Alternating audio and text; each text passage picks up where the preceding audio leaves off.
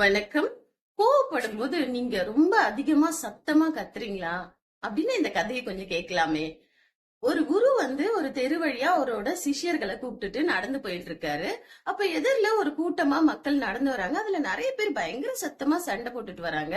அப்ப குரு திரும்பி பார்த்து அவங்க சிஷ்யர்கள் கிட்ட கேக்குறாரு, ஏன் இந்த மக்கள் கோவம் வரும்போது இப்படி சத்தமா கத்துறாங்க அப்படின்னு சொல்லும்போது, அப்போ ஒரு சிஷ்யன் சொல்றானா, கோவப்படும் போது மனசுல இருக்க அமைதியை இழந்துடுறாங்க, அதனால கத்துறாங்க அப்படின்னோடனே, அவங்கதான் பக்கத்துல இருக்காங்களே, அப்புறம் எதுக்கு இவ்ளோ சத்தமா கத்தணும் அப்படின்னோடனே நிறைய பேர் நிறைய பதில்களை சொல்றாங்க.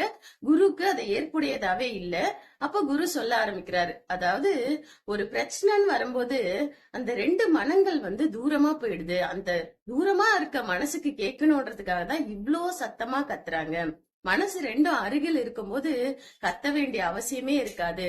பொறுமையா சொன்னாவே போதும். அது மட்டும் இல்ல, ரொம்ப நல்ல அண்டர்ஸ்டாண்டிங் இருக்கிறவங்களுக்கு நடுவுல வார்த்தைகளே தேவைப்படாது. கண் பார்வை ஒன்றே போதும்னு சொன்னாராம்.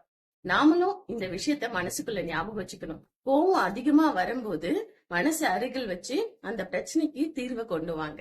வாழ்க வளமுடன்.